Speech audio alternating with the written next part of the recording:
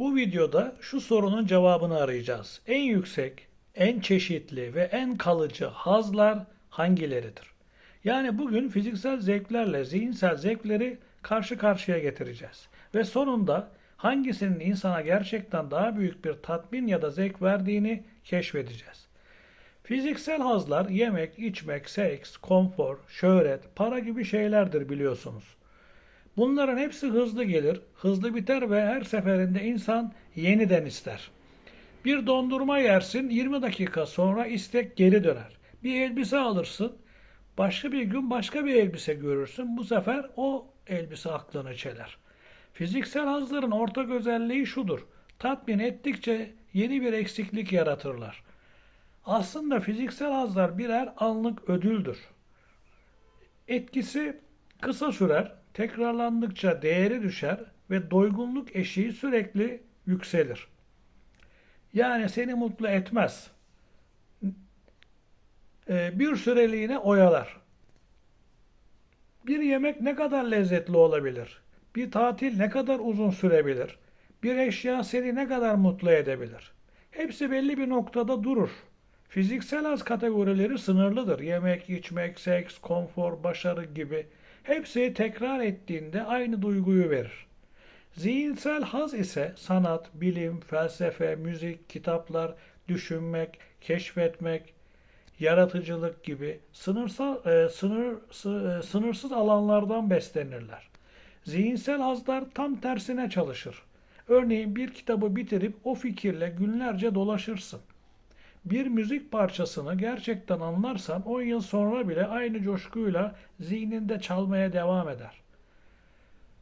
Bir problemi çözdüğünde aldığın tatmin eksilmez, katlanır. Zihinsel hazlar zamanla değer kazanan tek haz türüdür. Ne kadar tekrar edersen o kadar büyürler. Fiziksel haz yaşandığı anda biter. Zihinsel haz ise hatırlandıkça, yeniden düşünüldükçe, yeni bağlar kurdukça büyür. Bir görüş okursun, yıllarca etkisi devam eder. Bir sanat eserini anlarsın, ömür boyu peşinden gelir. Bir cümle duyar, 10 yıl sonra bile etkisinden çıkamazsın. Zihinsel haz zamanla silinmez, aksine katlanır. Çünkü zihinsel bir şeyi sadece yaşamakla kalmaz, tekrar eder, yeniden yorumlar, anlamı derinleştirirsin. Şimdi zihinsel hazların neden daha üstün olduğunu maddeler halinde söyleyelim. 1. Kalıcılık. Fiziksel hazlar anlıktır. Entelektüel hazlar yani zihinsel hazlar uzun süre taşınır, hatta yıllarca. 2. Çeşitlilik. Zihinsel alan sınırsızdır. Sanat, bilim, felsefe, müzik, edebiyat. Beden ise sınırlı sayıda haz sunar ve hepsi tekrar eder.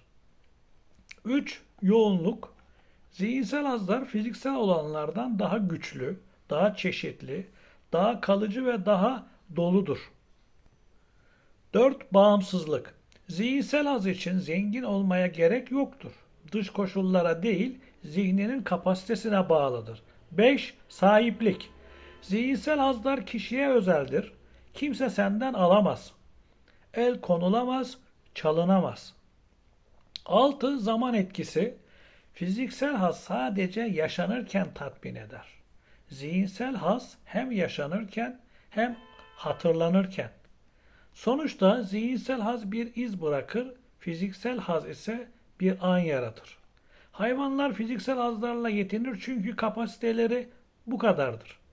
İnsanın farkı zihinsel yani entelektüel hazlara da erişebilmesidir.